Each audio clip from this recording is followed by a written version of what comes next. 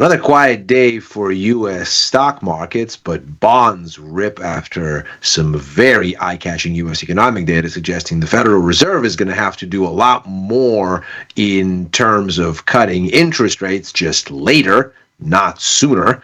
Fed has, of course, been very resistant to cutting rates as it tries to figure out whether it should prioritize growth or inflation amid the tariff scare. But one central bank that isn't afraid to cut interest rates and is going to almost certainly cut them again in less than 24 hours is the European Central Bank. They are due to make another move, and we're going to try to figure out what it all means for the markets here on Macro Money. I'm Ilya Spivak, head of global macro here at tastylive.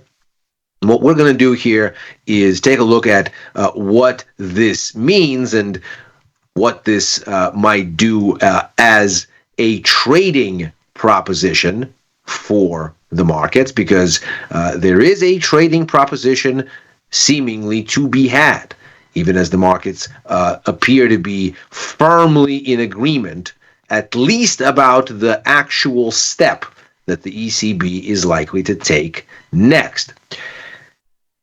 Here's the expectations range here. Of course, the current ECB deposit rate at 2.25%. We can see that here. And for the June contract of the benchmark ESTR futures, this is Europe's equivalent of Fed funds futures, we can see a 25 basis point cut down to 2% is firmly priced in.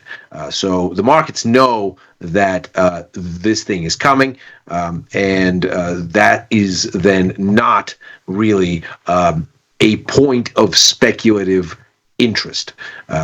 If the move is already on the menu, then there isn't very much to say about what it could mean for speculators, because, of course, it's already been discounted in markets, and so it shouldn't be particularly market moving.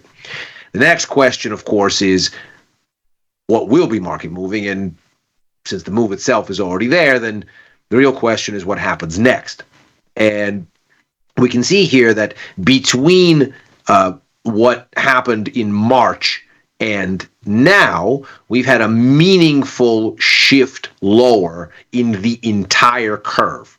So it isn't just that between March and April going into now this meeting in June that we've had a shift in some of the more recent moves. It's that between March and now there's been a considerable dovish adjustment in the entire pathway for the curve. We can see rates now expected to end up much lower than they were even just 3 months ago. And so we'll look at what's going on here, because the adjustment here is, needless to say, a critical one.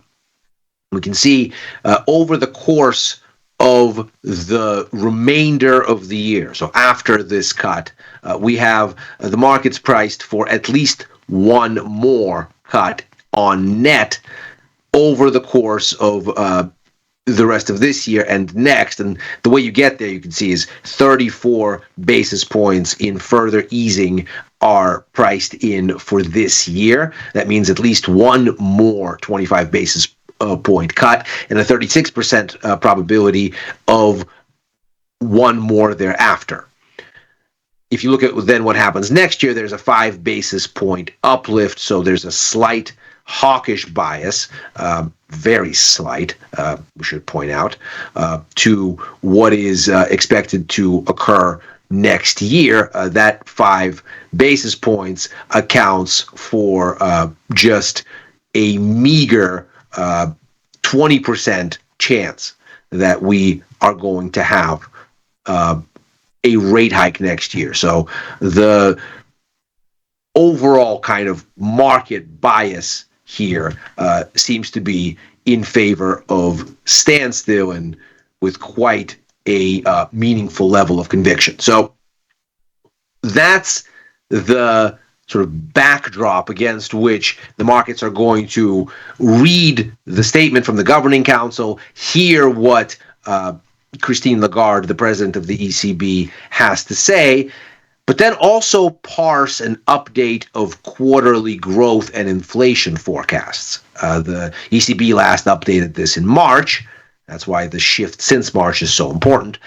And the new update is coming this time. So they're going to have all kinds of fodder to try to see if what they're looking at here, that is one, maybe two cuts this year and nothing next year, if that's still the path forward that makes sense.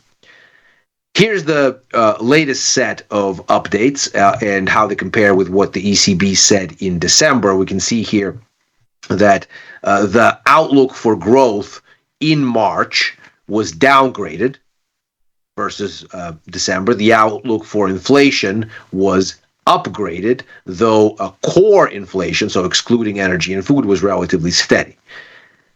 Probably the most convincing bit here is that inflation has slight bias higher, but it looks like not at the core, and growth has a downside bias at least this year and next based on these projections. Now, the ECB has been very, very clear. When it published these things, it said this includes tariffs as they'd been announced up to that point, and that includes some of the tariffs on China and a little bit of the back and forth with Mexico and Canada at the start of the year. But needless to say, this does absolutely nothing to show what forecasters at the ECB think post-Liberation Day. Liberation Day in the U.S., this, of course, the day that reciprocal tariffs were announced and spooked the markets. None of those things are in this forecast yet. And so there's room for all of that to still appear. Now, as it stands growth-wise, the situation in the Eurozone is certainly not a happy one.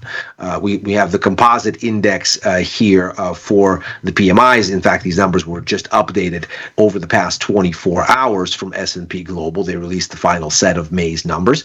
And we can see they're ever so slightly better than the initial release. The first estimate was that actually the whole of the economy contracted in May. As ever, these PMI numbers are centered around a neutral level of 50. Above 50 is growth. Below 50 is contraction. The further you go above 50, the faster the growth. The further you go below 50, the faster the contraction. That composite number was in contraction mode when the initial estimates came in. It got revised to basically standstill. Nevertheless, both services and manufacturing record a narrow contraction in May. So the economy here is, let's say, at best, idling. Now, against this backdrop, the latest CPI numbers tell us that we're back to the ECB's target. We're down to 1.9%. That's the lowest since this spike low to 1.7%. We can see that was short-lived, and we kind of edged back into the top of the range, largely as this wedge of additional positive contribution to inflation from this category right here, housing, water, electricity, gas, that's energy prices, it started to rebuild here. We can see this was, of course, the shock from the Ukraine war starting. Then there was a statistical adjustment where that rolled over out of the numbers, and we can see that as this normalizes, we rebuilt this back right here. And so we had this spike down to 1.7. We rebuilt it as the numbers kind of evened out, and now we see a more pointed effort to get lower, a more even distribution for these various components of CPI, and perhaps even a more sustainable one. And so this looks like the kind of disinflation that the ECB may want to see. This, of course, is encouraging of rate cuts. And if we look at what bond markets are suggesting, it seems they envision more of the same ahead.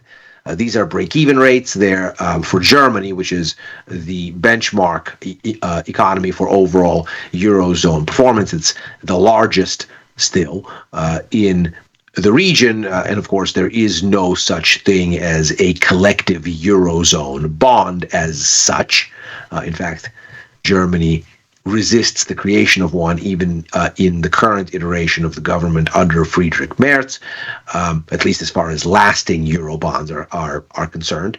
And so this is our benchmark for sort of figuring out where inflation trends are going, because largely as they go in Germany, so too the region as a whole. And we can see here that after a brief spike in March, again, hold that thought because it is relevant. March is an important inflection point here. These things have started to trend lower. Now, the way you arrive at these is you take the difference between nominal bond yields and real bond yields. And of course, the difference between nominal and real is real extracts inflation out of the calculus.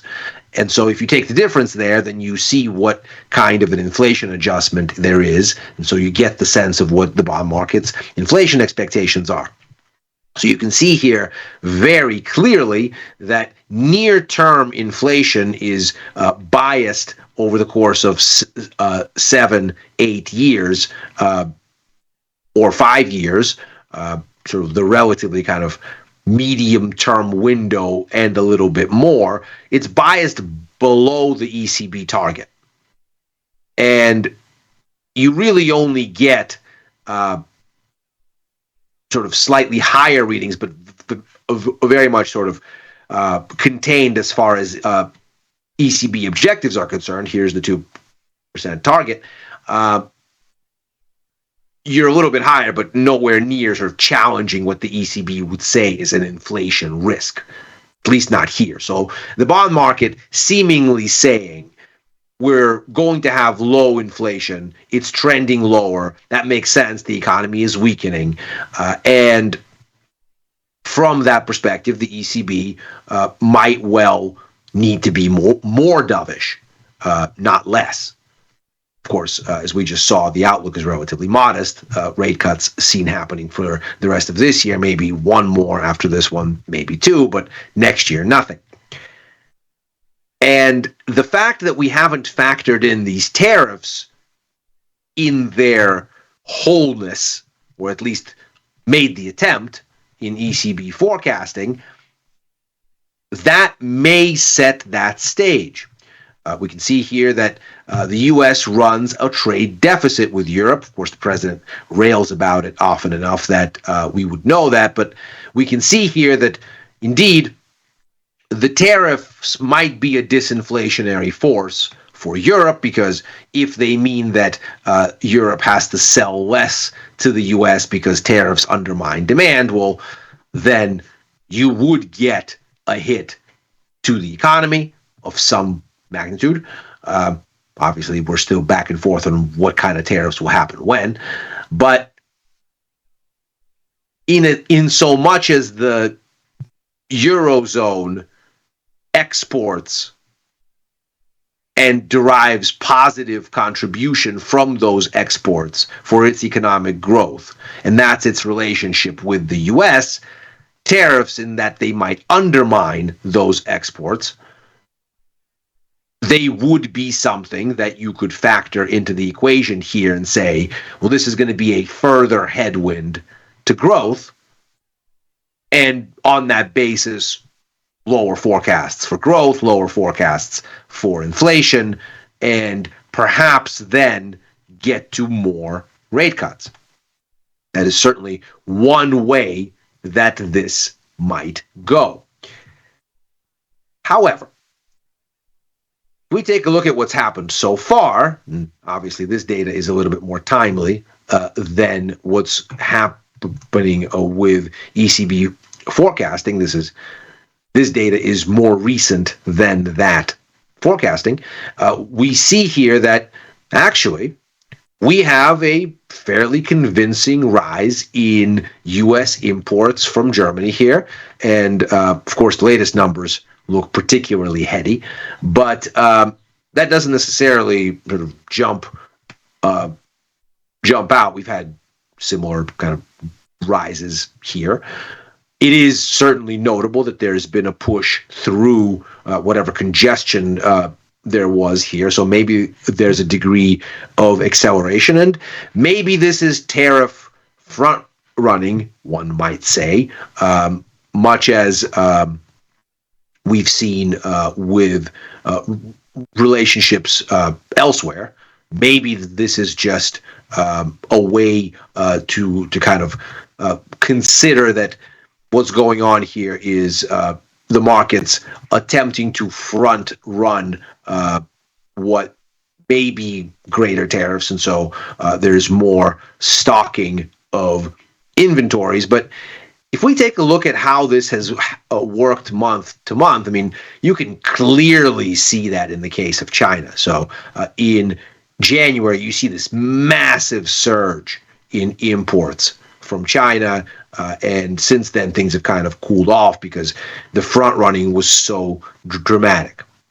You don't really see that in exactly the same way in Germany. We'll of course have to watch it and see, but you get this sort of jump in January, then things cool off considerably in February, and you have a similar pop to January's in March. So it doesn't look like you're sort of jumping out of the window, as it were, on the volatility in these statistics the same way, for example, that you would be in Mexico, where you have a giant surge, the same way as Canada, where you have a giant surge. So all of these kind of usual suspects for the trade war so far, the members of the USMCA and China, you get wild swings in the double digits.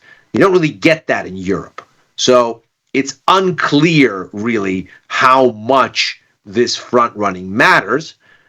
But if, in fact, the bond market is already telling you that the way that inflation is going to trend is lower, and that's been happening here for a while, well, then chances are you've priced in a degree of disruption from the tariffs already. You've accounted for whatever this front running might imply would happen as a cool off downwind.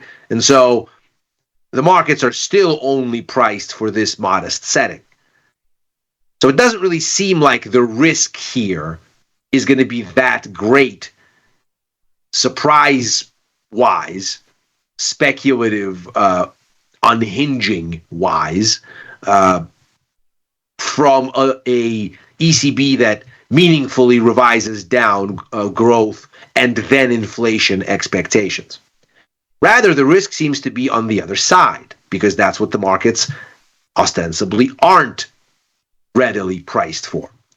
And that comes by way of Eurozone defense spending. Of course, much was made in March. Again, remember this reference point. We were up here in March. We're in a very different world now. And if we look at what happened in March with these inflation expectations, they surged right here. Things have cooled off since. They've cooled off since because growth has cooled off since. See that right here. But what happened in March still happened. That was this giant effort by the Eurozone and the EU more broadly to rearm, as it worries about Russian aggression and the, let us say, diminished reliability, at least in their mind, of the U.S. security blanket. Now, there's a number of these things that are still in the works, in particular this one right here.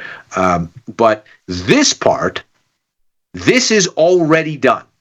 As of the end of May, as a matter of fact, the 27th was when the authorities approved this part of the plan. And so we are looking at perhaps a meaningful fiscal boost for Europe next year that is likely to drive up growth, drive up inflation, and perhaps boost inflation expectations from their current lows. And so where this, of course, becomes exceedingly interesting is the possibility that it isn't so much that the markets are priced wrong for what is likely to happen because they're not dovish enough. It is perhaps that the markets are wrong because they're not priced hawkish enough. And to the extent that the ECB decides to include forecasting for defense spending as a boost to growth in its math, these expectations might actually surprise not in the dovish direction, but the other way. And they wouldn't really have to surprise very much because, indeed, you wouldn't really have to do a whole lot with how much is already priced in, which is, again, modest. And so with that in mind, you'd need just a little bit. Now, there has been some back and forth as to whether the authorities there can get it done. We just heard earlier today that Denmark has decided that they're out of the so-called fiscal four, or frugal four, that was trying to push back against more spending. They're minded on rearmament. We see sort of similar vibes out of Germany, which before was on the relatively frugal side of things.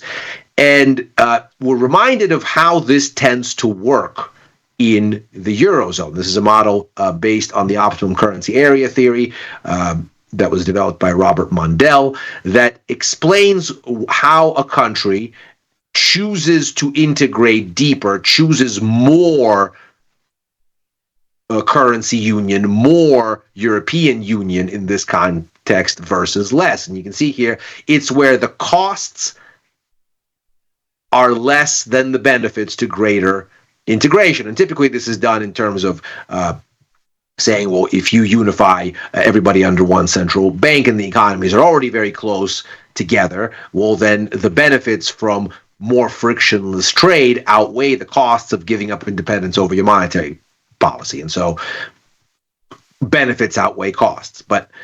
And over here, if you can make this calculus make sense, that's where a country might be pushed, or groups of countries might be pushed to greater integration. But what we find is that when you consider defense,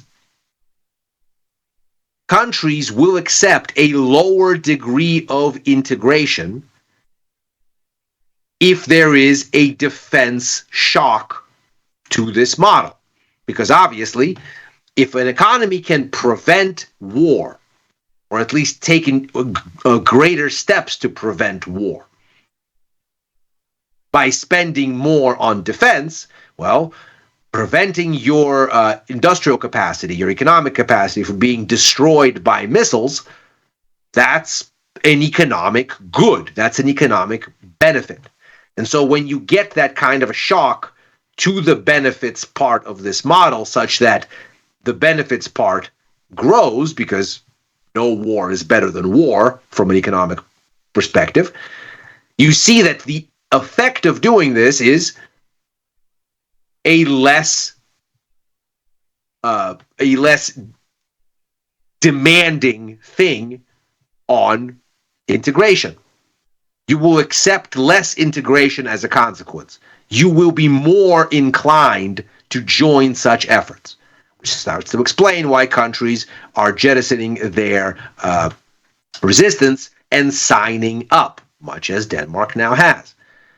If you get then the likelihood that this passes in all of its 800 billion euro glory, and the ECB has to account for that, well, then their forecasts may indeed be more hawkish, and The euro may well push through this resistance just below the 115 mark, and then these highs at 116 are but a stone's throw away. If you breach those, well, then the next big leg in this big euro rise from lows near 102, then it continues. That is macro money for today. As ever, we are here Monday through Thursday, right after overtime. My show I co-host with Chris Vecchio and Dylan Radigan, looking at the Wall Street close and where things may go therefrom. I'll be back in just 30 minutes' time with Victor Jones for the Price of Truth. Back with Chris for Futures Power Hour on Friday. With Victor and Tom for First Call on Sunday. Writing for the News and Insights portion of tastylive.com. Commenting at Ilya Spivak on the platform formerly known as Twitter and on Blue Sky. Thanks very much for joining. Like and subscribe if you're watching on YouTube. Macro Money is back tomorrow.